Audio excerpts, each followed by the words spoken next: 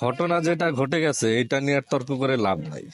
এখন আমার প্রশ্ন হলো, এইটুকুন বাচ্চা ঢাকার বাইরে থেকে আসছে, মা ক্যান্সারের রোগী, এই অবস্থায় সে বাইরে গেল কিভাবে?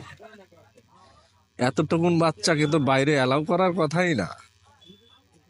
আমার মতে সবার প্রথমে তার মাকে জিজ্ঞাসাবাদ করা উচিত।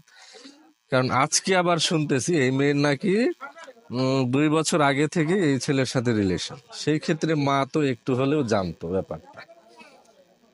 তো আমার মনে হয় তার মাকে আগে জিজ্ঞাসাবাদ করা উচিত যে সে কিভাবে বাইরে গেল, বাইরে গেল কেন। আরেকটা জিনিস হলো, এই মেয়েটা চলে যাওয়ার পরে আমাদের সোসাইটিতে দুইটা গ্রুপ হয়ে গেছে। এক গ্রুপ মায়া কান্না করতেছিল, হা হুতাশ করতেছিল, যেটা স্বাভাবিক ব্যাপার, হা হুতাশ করারই কথা। কারণ 11 বছরের মেয়ে, এটা তার বয়ফ্রেন্ডের সাথে ভেগে যাবে এরকম করার তো প্রশ্নই আসে না, এটা অস্বাভাবিক। আরেকটা দল ছিল যারা স্বাভাবিকভাবে এটা মনে করতেছিল যে সে বয়ফ্রেন্ডের সাথে চলে গেছে। তো যারা এইটা বলতেছিল যে বয়ফ্রেন্ডের সাথে চলে গেছে, তাদেরকে তো পাবলিক ধুইয়া কিছু রাখে না, ওয়াশিং পাউডার দিয়ে ওয়াশ করে জীব জানোয়ার, ইভেন রেপিস্টের সাথেও তুলনা করে এদেরকে ধোয়া হয়েছে। গত 2 দিন দেখা যায় যারা একটু হা হুতাশের পোস্টে একটু হাহা রিয়াক্ট দিছে, তাদেরকে পোস্ট করে করে ধুইছে। অথচ দেখেন আজকেই তারা হিরো হয়ে গেল।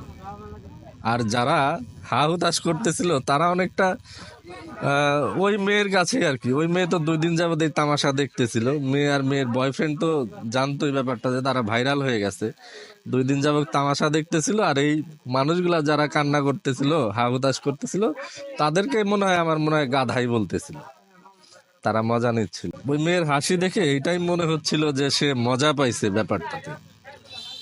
আর আমার কথা যদি বলি, আমি এইসব পোস্ট কোনোদিন, এইসব ঘটনাগুলো আমি কোনোদিন শেয়ারও করি না, আমি কোনো মন্তব্যও করি না। কারণ অতীতে যা দেখেছি যে সবাই মায়া কান্না করতেছে, হঠাৎ করে দেখা গেল কি এটা একটা স্ক্যাম, মানে পাবলিকের সাথে স্ক্যাম করা হয়েছে। এরকম অনেক ঘটনাই দেখা যায়।